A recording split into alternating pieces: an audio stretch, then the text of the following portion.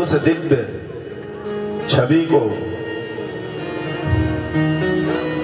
और जुगल जोड़ी को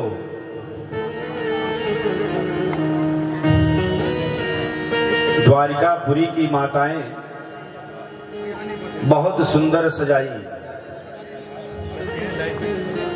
और जब भगवान के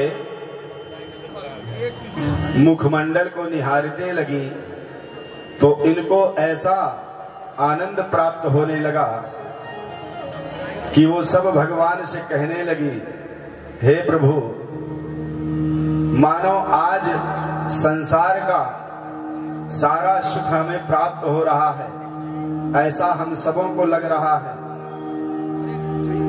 जीवन में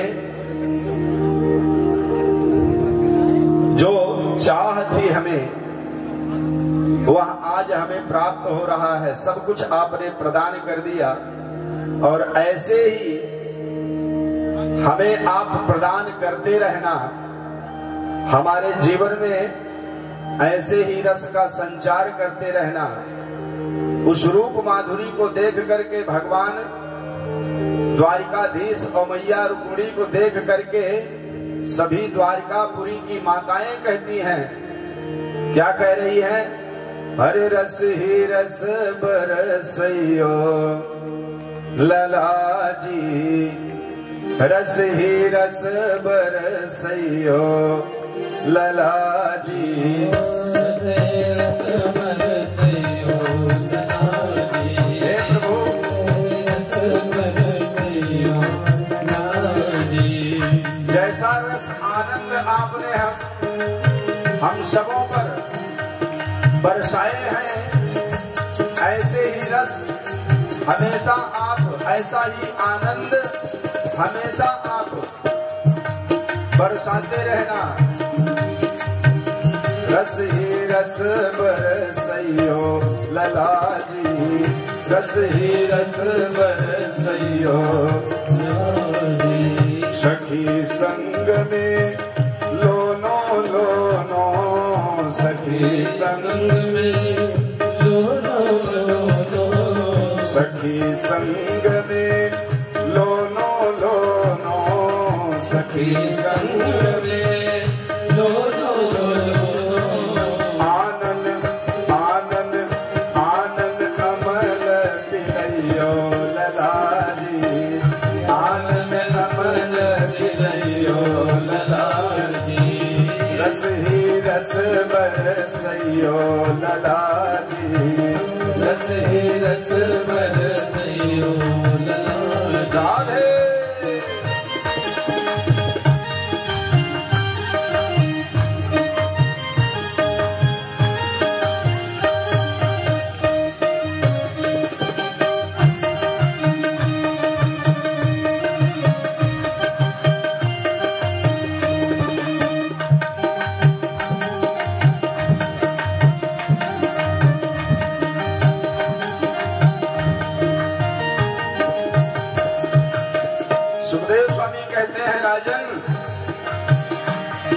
सभी स्त्रियां द्वारिकापुरी की कहती हैं कि हे द्वारिकाधीश,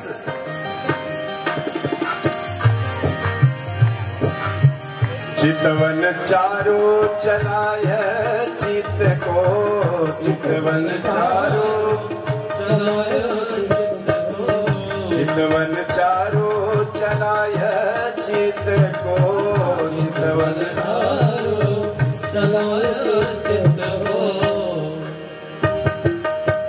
हे चित हे चित हे चित चोर चुरैयो लला जी, हे चित चोर चुरैयो लला जी। जैसे ब्रजमंडल में सभी गोपियों के चित्त को, अपने चितवन को चलाकर अपने नजरों से सबको घायल कर देते थे, उसी तरह यहाँ पर भी हे चित चोर चुरैयो लला जी, हे चित चोर चुरैयो लला जी। रस ही रस बरसइयो लला जी, रस ही रस बरसइयो लला जी।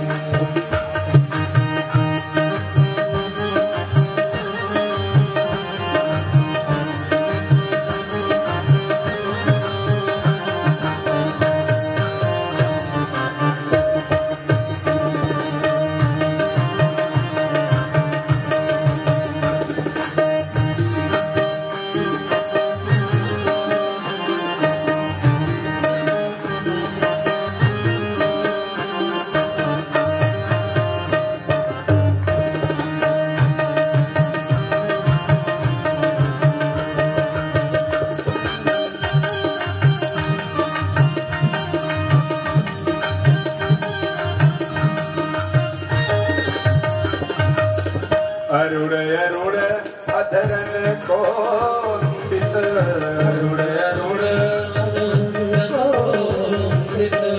अरुण अरुण अधरन को बित अरुण अरुण अरुण अरुण अधरन को बित अरुण अरुण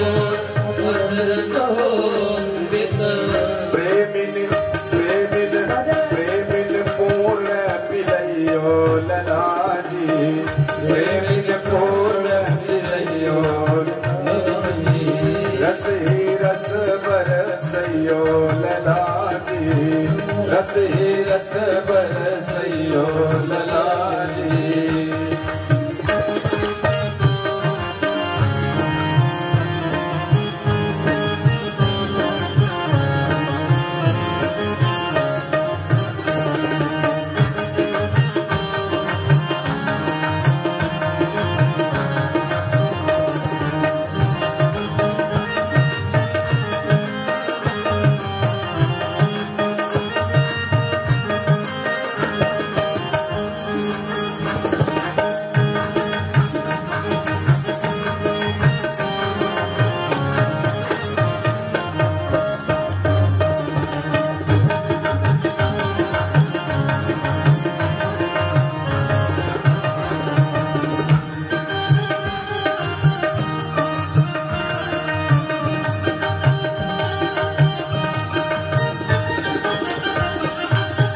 सुखदेव जी कहते हैं राजन, ये द्वारिकापुरी में जो निवास करने वाली माताएं हैं, स्त्रियां हैं, ये कोई साधारण नहीं है। अरे इनके पिछले जन्म का पूर्ण उदय हुआ है, जो आज भगवान के विवाह को पुनः देख पा रही हैं और साक्षात लक्ष्मी जी को अपनी पुत्री बनाकर भगवान के हाथों में कन्यादान दे रही हैं। ये वही जनकपुर वासी हैं जो भगवान को देखकर अपने मन में प्रार्थना कर रही थी कि हे भगवान फिर पुनः हमें अवसर प्रदान करना, हम आपके इस माधुर्य मुस्कान को पुनः देखना चाहती हैं। मधुर मधुर मुस्कान मन मोहन मधुर मधुर मधुर मधुर मुस्कान मन मोहन मधुर मधुर मुस्कान मन मोहन मधुर मधुर मिथिला मिथिला माही मोही हो ललाजी मिथिला माही मोही हो रस ही रस बरसयो ललाजी रस ही रस बरसयो ललाजी। राधे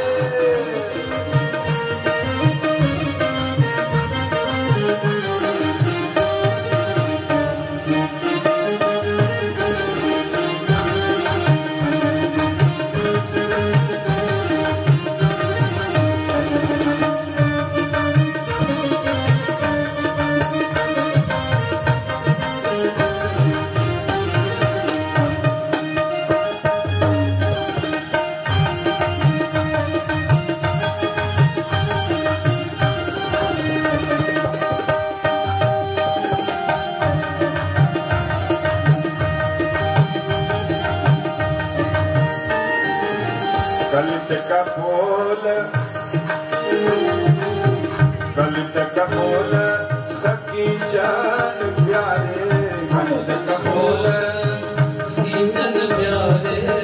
कलित कपोल सखी जान प्यारे कलित कपोल प्यारे कुंडल लहरयो ललाजी कुंडल लहरयो ललाजी रस ही रस बरसयो ललाजी रस ही रस बरसयो ललाजी।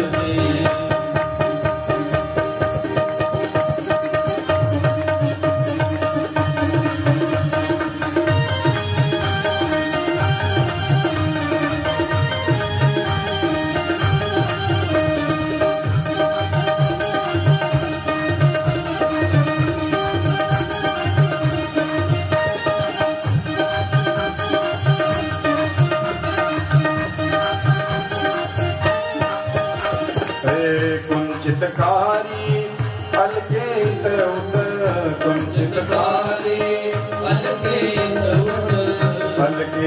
उत हाँ अलकेत उत हाँ अलकेत उत कुंचितकारी अलकेत उत कुंचितकारी अलकेत उत छोरी के ललन मोहयो ललाजी छोरी के ललन मोहयो ललाजी रस ही रस बरसयो ललाजी हरे रस ही रस बरसयो ललाजी रस ही रस बरसयो ललाजी रस हरे सखी संग में लो नो लो नो सखी संग में लो नो लो नो सखी संग में लो नो लो नो सखी संग में लो नो लो नो आनन अमल बिलयो ललाजी आनन अमल बिलयो ललाजी रस ही रस बरसयो ललाजी रस ही रस बरसयो ललाजी। बोले आनंद कंड सच्चिदानंद भगवान की द्वारिकाधीश भगवान की। उस दिव्य जुगल जोड़ी छवि को देखकर सभी द्वारिकापुरी वासियों ने बड़े धूमधाम से पूरे द्वारिका नगरी को सजाया और भगवान के हाथों में आज जगत जननी जगदम्बा का जो साक्षात लक्ष्मी की अवतार हैं उनका दान कर रहे हैं। उनका दान करने का पुनः उन्हें अवसर मिल रहा है। एक बार मिथिला में जब ये जन्म ली थी राजा जनक के यहाँ, तब इन्हें ऐसा अवसर मिला था और आज पुनः भगवान इनके वचनों को पूर्ण कर रहे थे जो मन ही मन दिए थे और मन ही मन में इन सबों ने भगवान से मांगा था। हे राजन, इस दिव्य सुखदेव, इस दिव्य झांकी का आप भी बैठे बैठे यहाँ से दर्शन कर लीजिए। इस प्रकार भगवान का द्वारिकापुरी में विवाह हुआ हर्षोल्लास के साथ। एक विवाह यही भगवान का हुआ है और इनसे एक पुत्र जन्म लिए, उनका नाम था प्रद्युम्न। कामस्तु वासुदेवंसो दग्धः प्रागरुद्रमन्युना देहोपपत्तये भूयास् तमेव प्रत्यपाद्यत। कामास्तु वासुदेव वंशो, साक्षात ये कामदेव के अवतार हैं जो भगवान के पुत्र बन के आए हैं।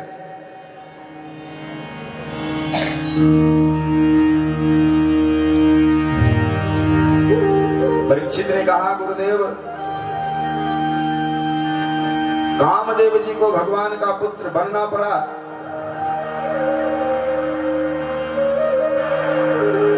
इनका क्या पुण्य था जो भगवान के पुत्र बने? तब सुखदेव जी ने बताया, राजन, इन्हें भगवान का आशीर्वाद मिला था। किनका? भगवान का। कौन से भगवान का? भगवान शिव का।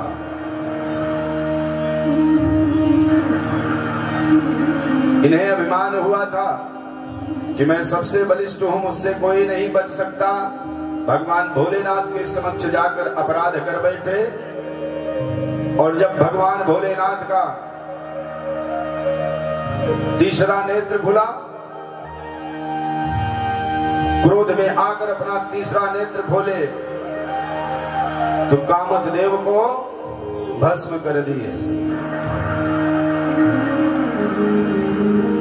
बोले महाराज बस इतनी सी गलती पर? बोले थोड़ी सी गलती नहीं थी। भगवान को अगर ये जगाने गया होता तो भगवान जाग जाते, लेकिन भगवान भोलेनाथ ने जब देखा कि इसने तो अनर्थ कर दिया, पूरे चराचर को नहीं छोड़ा, पूरे चराचर को आज अपने बस में कर रखा है। यहां तक कि संगम करे तालाब तलाई। आज एक नदियां दूसरे नदियों को मिलने के लिए उफान मार के जा रही हैं। पूरे सृष्टि के नियम को ये बदल डाला है। ऋषि मुनि सिद्ध गंधर्व किसी को नहीं छोड़ा। तब भगवान को क्रोध आया और भगवान शिव कामदेव को भस्म कर दिया। कामदेव की पत्नी रति ने जब प्रार्थना किया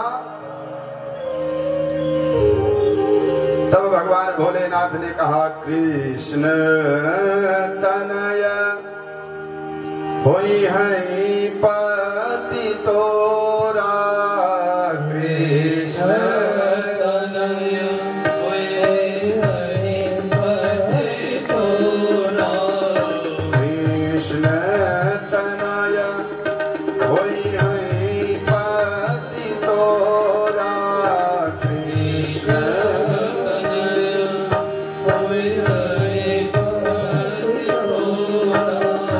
वचन अन्यथा होई न मोरा, वचन अन्यथा होई न मोरा, कृष्ण तनय होई है पति तोरा, कृष्ण तनय होई है। भगवान भोलेनाथ ने कहा, जाओ तुम चिंता मत करो। भगवान विष्णु जब द्वापर में अवतार लेंगे भगवान कृष्ण के रूप में, तब उनके यहाँ ये पुत्र बनकर आएंगे और पति के रूप में तुम्हें ये मिल जाएंगे। कामदेव जी पुत्र बनकर भगवान के यहाँ आए। सुखदेव जी कहते हैं, राजन, लेकिन प्रसूतिका गृह से छठ के दिन कामदेव जी को, प्रद्युम्न जी को सम्रासुर नाम का दैत्य वहां से उठा ले गया, क्योंकि उसे भय था कि मेरी मृत्यु कृष्ण के पुत्र के हाथों लिखी है।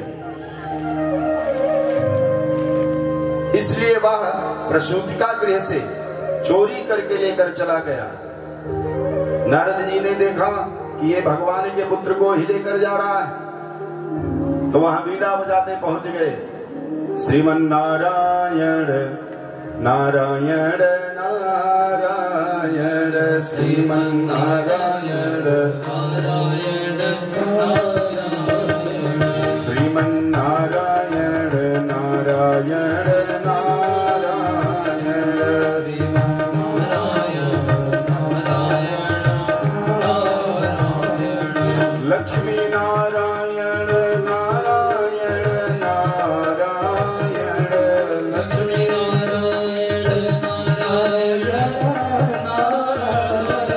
श्रीमन नारायण नारायण नारायण, श्रीमन नारायण नारायण। नारद जी वहां पर बीड़ा बजाते हुए पहुंचे। शामरासुर ने देखा, प्रणाम किया देवर्षि नारद जी को, और जैसे ही प्रणाम किया आशीर्वाद दिया। कहा, हे दैत्यराज, कहां तुम जा रहे हो विचरण करने, और तुम्हारे हाथ में ये शिशु कैसा? बताया। शंबासुर ने कहा, देवर्षि ये मेरा काल है जिसे मैं आज समाप्त करने जा रहा हूं। ये भगवान श्री कृष्ण का पुत्र है जिसके हाथों मेरी मृत्यु लिखी है और आज मैं इसे मार दूंगा।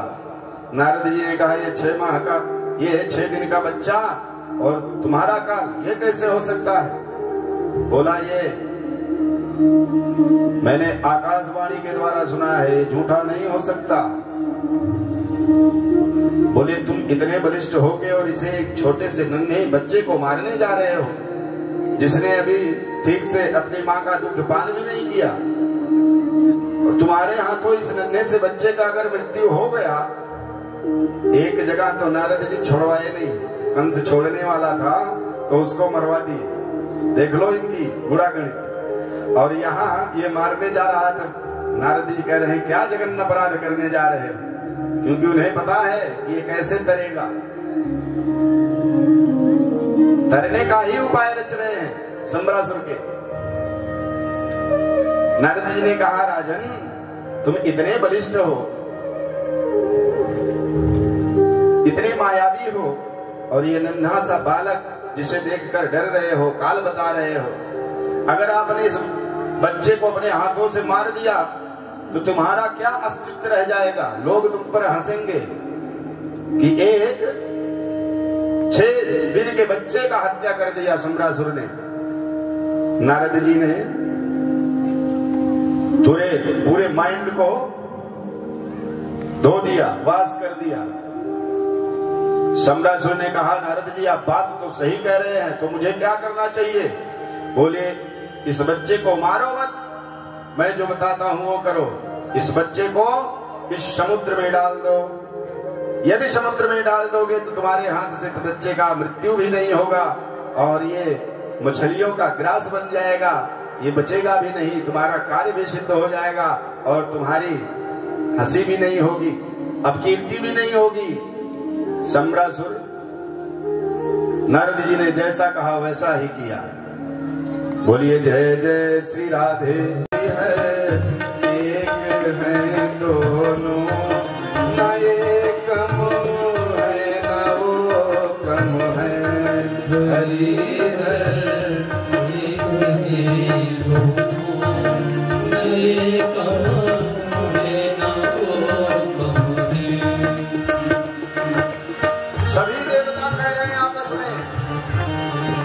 नारद जी भी आ गए, इंद्रादि देव आ गए, ब्रह्मा जी भी आ गए। सब आपस में विचार कर रहे हैं और कह रहे हैं, न एकम है न वो कम है, न एकम है न वो कम है, हरि हर एक है दोनों, न एकम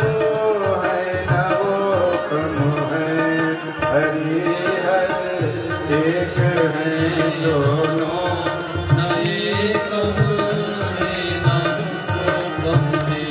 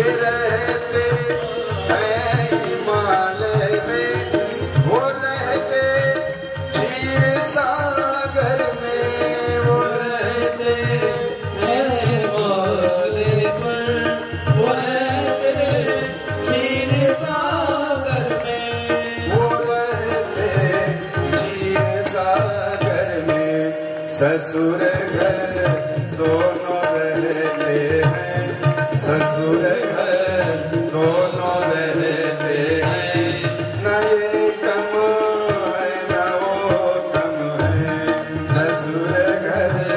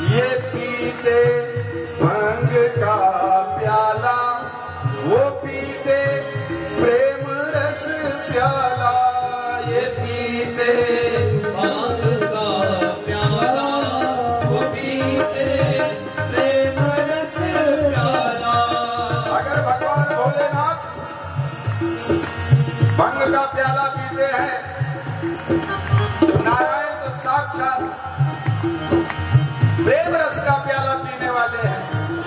सभी देवता कहते हैं ये पीते भांग का प्याला, वो पीते प्रेम रस प्याला, वो पीते भांग का प्याला, वो पीते प्रेम रस प्याला, वो पीते प्रेम रस प्याला।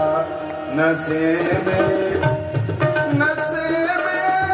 दोनों रहते हैं, न ये कम है न वो कम है। नशे में दोनों रहते हैं, न ये कम है न वो कम है। नशे में दोनों रहते हैं, न ये कम है न वो कम है।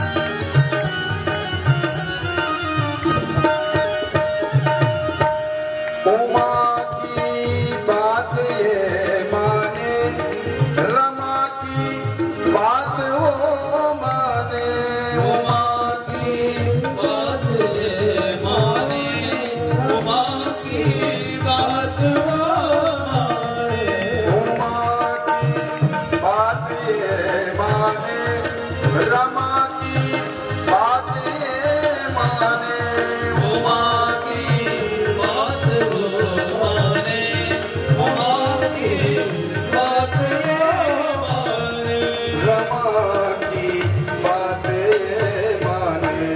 पिया का मान करने में नए कम है न वो कम है।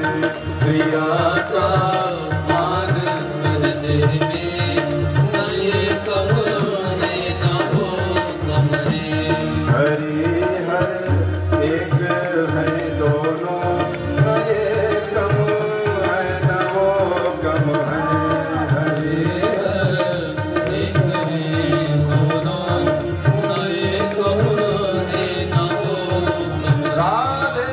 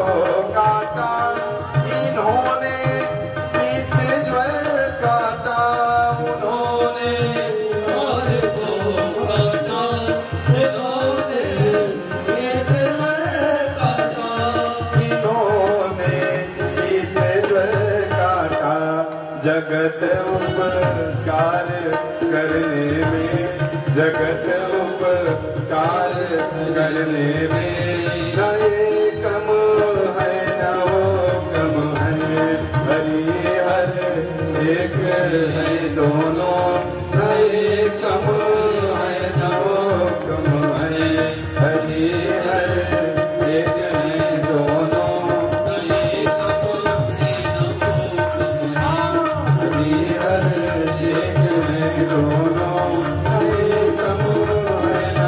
कम है, हरि हर एक है दोनों,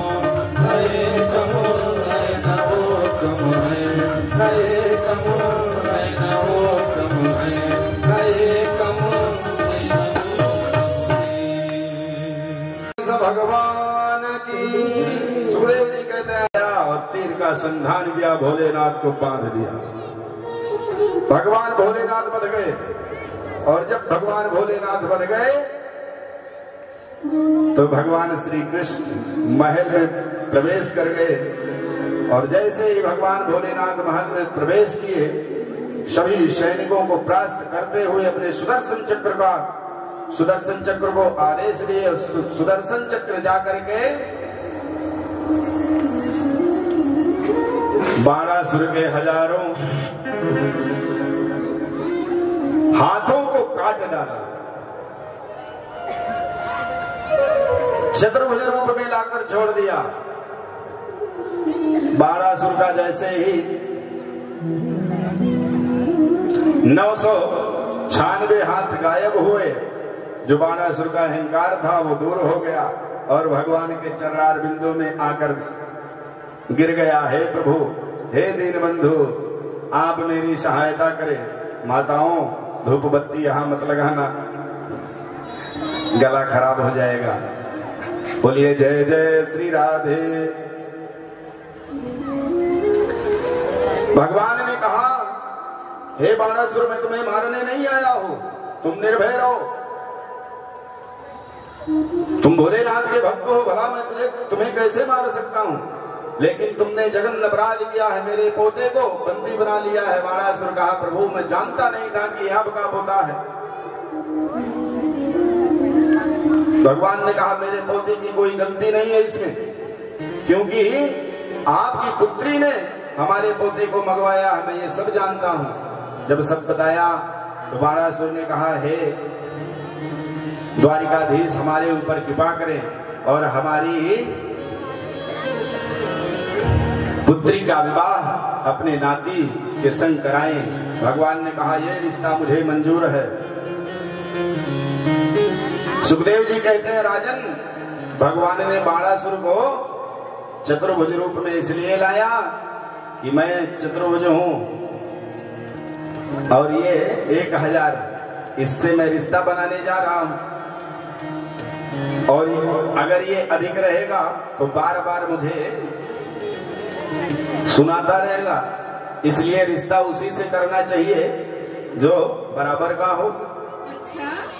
अच्छा, समधि का अर्थ क्या है? सम मतलब बराबर, और धी मतलब बुद्धि, समधीयताम। समधीयताम, जिसकी बुद्धि बराबर हो, जिसका विवेक बराबर हो, रिश्ता उसी से करने लायक हो। जब तक हम उसके बारे में ना जान ले तब तक विवाह नहीं करना चाहिए। आजकल तो ये सब केवल कहावतों में रह गया है, जहां जैसा हुआ वैसा लोग कर लेते हैं। बोलिए जय जय श्री राधे। भगवान इस तरह बाणासुर के अहंकार को दूर किए और अनिरुद्ध जी का विवाह हुआ। वहां से भगवान छुड़ाकर अनिरुद्ध जी को लाए। सुखदेव जी कहते हैं, राजन, अपने परिकरों के साथ भगवान बड़े प्रसन्न मन से रहते थे। एक दिन अपने पोतों के साथ खेलते हुए वो एक बगीचे में पहुंच गए, और जब उस बगीचे में पहुंचे तो उनके पोतों एक कुएं में झांक कर देखे तो उसमें बहुत बड़ा एक जानवर था, गिरगिट, जिसे देखकर वो भयभीत हो गए। भगवान के पास दौड़े दौड़े आए, बोले, दादाजी, कुएं में एक बहुत बड़ा जानवर है जिसको हम सब देखकर डर गए। बोले चलो दिखाओ। भगवान जब गए तो देखे, और देखते ही भगवान पूछे कि तुम कौन हो और यहां पर कैसे आए। तब वह गिरगिट बोल पड़ा। गिरगिट कहता है, एक दो पवनम राजन जगमोर यद कुमार का बिहर तुम शंभ प्रदुम चारु भागानुगदादया। भगवान से कहता है कि हे भगवान, मैं राजा निग हूं,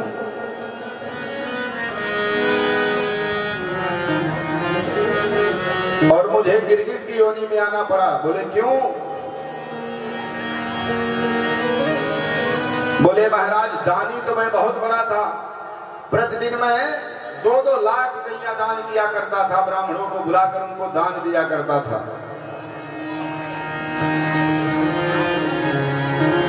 मेरे चर्चे पूरे भूमंडल पे हुआ करते थे। लोग कहते थे कि तुमसे बड़ा कोई दानी नहीं है। बोले तुमने इतने बड़े बड़े दान किए और गौओं का दान करते रहे अनवरत, और तुम्हें गिरगिट योनि में आना पड़ा, ये कैसे हुआ? बोले महाराज, एक बार मैं ब्राह्मणों को गाय दान किया और ब्राह्मण गाय लेकर गए, और एक दिन एक गाय ब्राह्मण के घर से भाग आई। ब्राह्मण के घर से भाग आई वही गाय हमें पता नहीं चला, और हम दूसरे ब्राह्मण को दूसरे दिन दान कर दिया। वो ब्राह्मण लेकर जा रहा था और दूसरा ब्राह्मण अपनी गाय को खोज रहा था, मेरी गाय कहाँ गई। उसके हाथ में देखकर वह ब्राह्मण उससे पूछ पड़ा, ये गाय मेरी है, मुझे दे दो। ब्राह्मण ने कहा, ये गाय मेरी है, मैं अभी दान में लेकर राजा निग के यहाँ से आ रहा हूँ। ब्राह्मण को क्रोध आया कि कल इसी गाय को मुझे दान किया, आज इसी गाय को ये दूसरे को दान कर रहा है। ये कैसा दानी है? दान देने के बाद लेने की प्रवृत्ति जिसमें हो वो दानी नहीं कहलाता है, ये तो महा अपराधी है। इसलिए इसे दंड अवश्य देना चाहिए। उसे बड़ा क्रोध आया। सुखदेव जी कहते हैं, राजन, एक बार दान किया हुआ वस्तु जो भी व्यक्ति दान करता है, उसने अगर उस दान के वस्तु का उपभोग कर लिया तो ये जान लो कि दान का महत्व कम हो जाएगा। अच्छा, उपभोग हमारे यहाँ अभी भी है। हम लोग जिस तख्ते को दान कर देते हैं पंडित जी के यहाँ भागवत सुनाने आते हैं, तो वहाँ तख्त सज्जा वगैरह सब कुछ दान करते हैं। तो पहले अगर उनके यहाँ गए हैं तो देखेंगे क्या वही तख्त तो नहीं है जिसको मैंने दान किया, उस पे तो नहीं बैठ रहा हूं। हम लोग बैठते भी नहीं है, कहीं ऐसा ना हो उस तख्त पर बैठ जाए।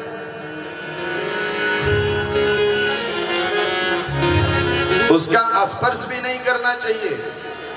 राजा अनजाने में ऐसा कृत्य किया था, आज तो लोग खैर जानबूझ कर करते हैं। अच्छा, उसके बाद कहते हैं कि पंडित जी मेरा ये उल्टा हो गया। अरे, शास्त्र को पढ़ो, जब तक नहीं पढ़ोगे, नहीं जानोगे, तब तक जीवन सुधर नहीं सकता। और यदि सुधारना है तो उसका पठन पाठन करना पड़ेगा। अगर नहीं पढ़ पा रहे हो, कथा श्रवण करने का आपको अवसर मिल रहा है, तो आप कथा श्रवण करें। अगर नहीं करेंगे तो ये सारी परेशानियां आती रहेंगी। उसके बाद आप पंडित जी के पास जाएंगे और कहेंगे, महाराज बहुत परेशान हूं, सारे राहु केतु सुख शनिचर ग्रह हमारे ऊपर लग गए हैं, आप कोई उपाय बताओ।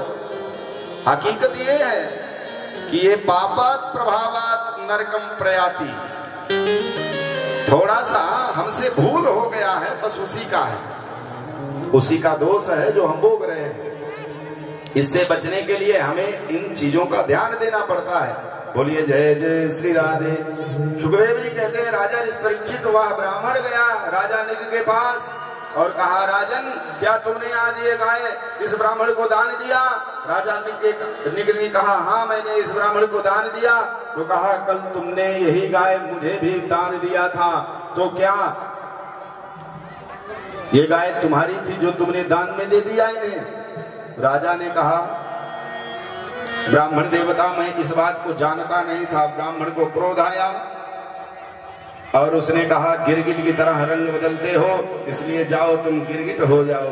वहीं तत्क्षण उनको गिरगिट योनि में आना पड़ा।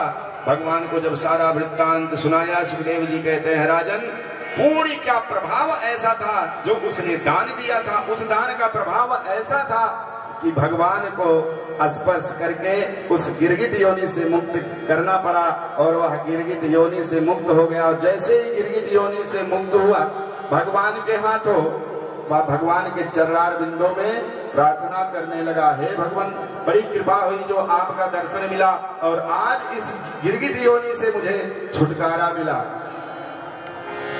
सुखदेव जी कहते हैं राजा परीक्षित बलराम जी उसी समय गोकुल में गए थे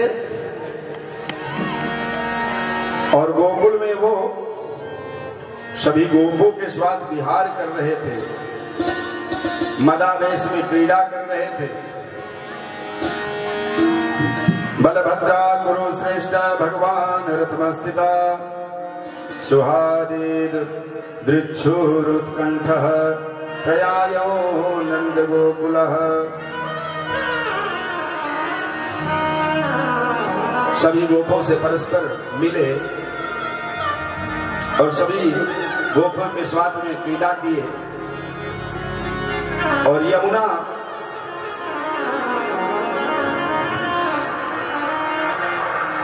जी को भगवान अपने हल के द्वारा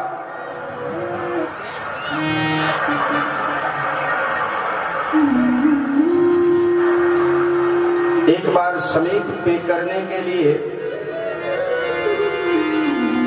खींचने लगे। भगवान बलराम जी अपने हल के द्वारा आकर्षण करने लगे। तब जमुना जी ने प्रार्थना किया, तब वो शांत हुए। सुखदेव जी कहते हैं बलराम जी के हाथों से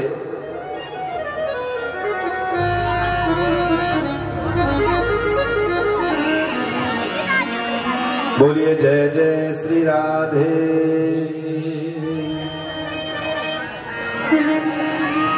बलराम जी कीड़ा करने अपने परिकरों से और रिश्तेदारों से मिलने निकले थे। उसी बीच नारद जी का मन हुआ कि आज भगवान को चलकर देखता हूं कि भगवान अपने परिवार वालों के साथ कैसे रहते हैं। आज भगवान 16,108 रानियों के साथ रहते हैं, तो भगवान का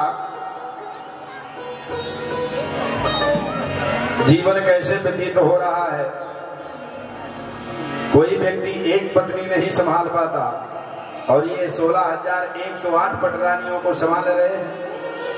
तो नारद जी के मन में बड़ी शंकाएं थी और उन्हीं शंकाओं को दूर करने के लिए नारद जी आ गए। सुखदेव जी कहते हैं राजन नारद जी आए। सबसे पहले नारद जी भगवान के कक्ष में गए जहां पर भगवान लेटे थे।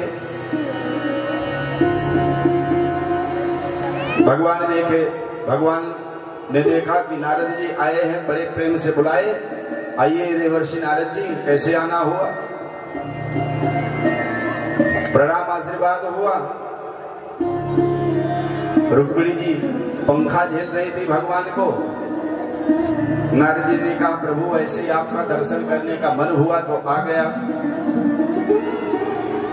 नारद जी वहां पर बैठे नहीं।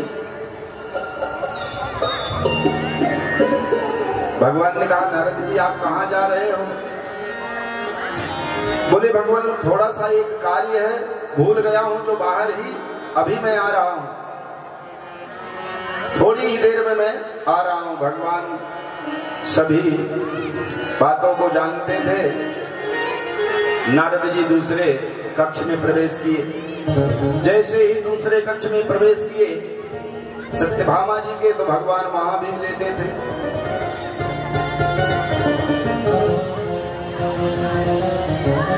धीरे से भगवान को देखकर नारद जी अब की बार बताए भी नहीं और चल दिए बाहर। तीसरे, चौथे, पांचवे, छठवे ऐसे देखते गए। एक जगह भगवान ने आवाज दिया, नारद जी क्या बात है,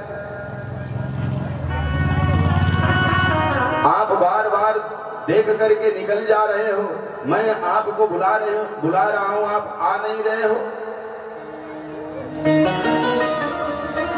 तब नारद जी भगवान के समक्ष गए, बोले भगवान मैं तो आपका लीला देखने आया था कि आप कैसे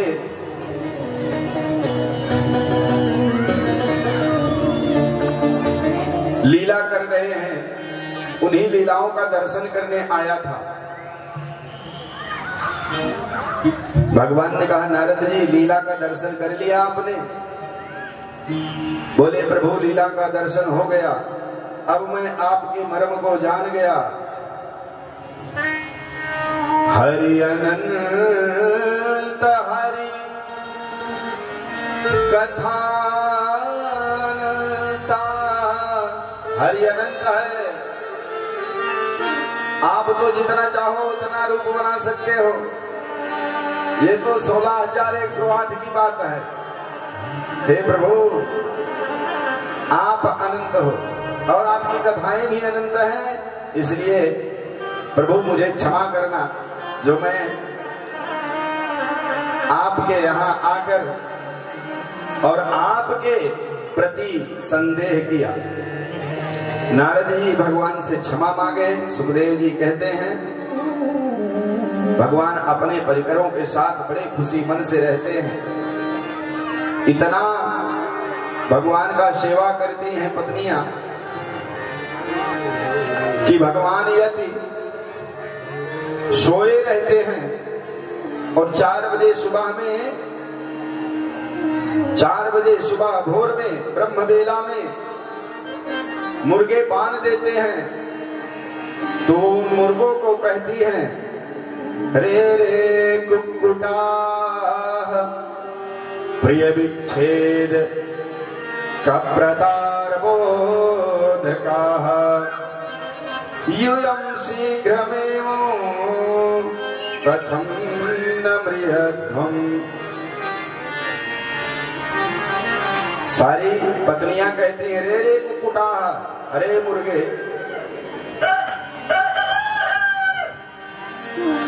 अरे मुर्गे, तुझसे देखा नहीं जाता। भगवान का सैन या हमसे तुम्हें जलन होती है। थोड़ा सा भगवान का सेवा करने का अवसर हमें मिला है और उसमें भी तू बाधा पहुंचा रहा है। 4 बजे ही तू बांध देने लगता है। अरे कभी तू 2 घंटा लेट 6 बजे भी बांध दे ले। रे रे कुक्कुटाहा, कुक्कुट का अर्थ है संस्कृत में मुर्गे को कुक्कुट कहते हैं। रे रे कुक्कुटाहा, लेकिन नहीं, तुझे तो 4 बजे ही बांध देना होता है। कल से तू 4 बजे बांध ना देकर 6 बजे बांध देना। थोड़े हमारे स्वामी और सो लेंगे, उनकी नींद और पूरी हो जाएगी। इस तरह से मुर्गे को तरपासती हैं, भगवान के मुखमंडल को हमेशा निहारती रहती हैं।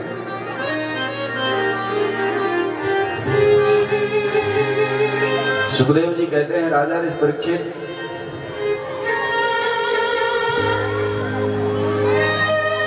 इसी बीच उद्धव जी एक बार सभी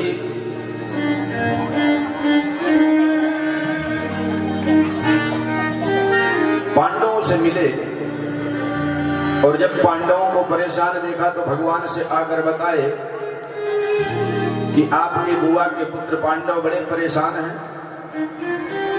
सारी विपदा आकर सुना दिए। तब भगवान इंद्रप्रस्थ गए।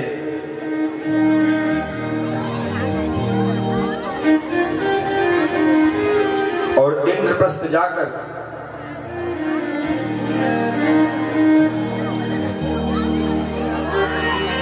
यष्टव्यम राजसूयेन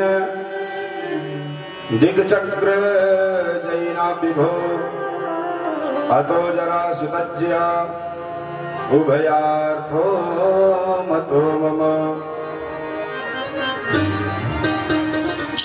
उन्होंने जाकर हाल समाचार लिया। कहा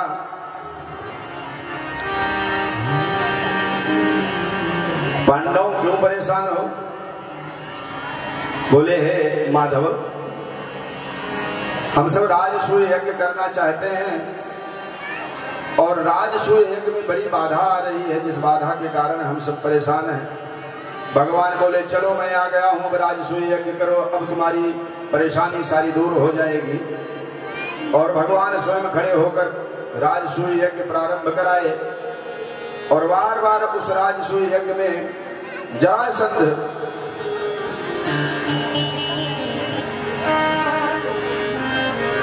बाधा पहुंचा रहा था। तब भगवान ने उस जरासंध को भीम के द्वारा मरवाया, उसका वध किया भीम ने।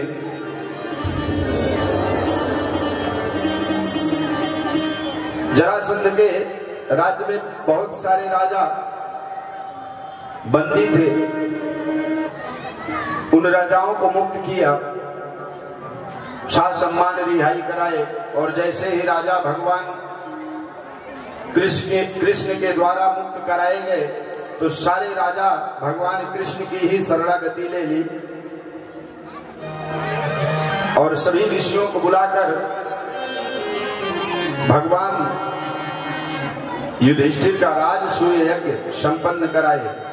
बोलिए जय जय श्री राधे।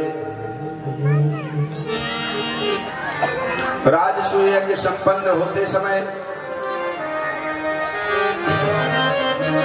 युधिष्ठिर ने भगवान को ही अतिथि बनाकर पूजा।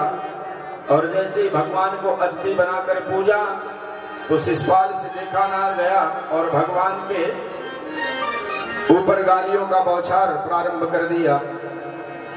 भगवान शिशुपाल के 100 गलतियों को माफ किए, क्योंकि अपनी बुआ को वचन दिए थे कि इसकी 100 गलती तक मैं नहीं इसे बोलूंगा, और जैसे ही 100 गलती पूरी इसका पूरा होगा मैं छोड़ूंगा भी नहीं। जैसे ही शिशुपाल का 100 गलती पूरा हुआ, 100 गलती पूरे होते ही भगवान ने अपने सुदर्शन चक्र से शिशुपाल का भी वध कर दिया। जैसे ही शिशुपाल का वध होते सल्व इत्यादि ने देखा, वो सब भगवान के ऊपर टूटे। भगवान ने उन सबों का वध किया। भगवान दंतवक्र और विदुरथ का वध किए।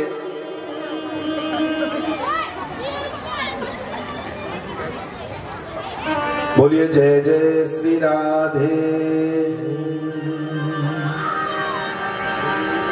इन सभी कथाओं को श्रवण कराए। सुखदेव जी ने कहा राजा ऋषि परीक्षित, एक बड़ी सुंदर कथा है जो भगवान के परम मित्र हैं, उनकी कथा मैं कह रहा हूं, ध्यान पूर्वक सुने। जो परमात्मा पूरे संसार को देने वाला है और पूरे संसार का पालन करता है, लेकिन हे राजन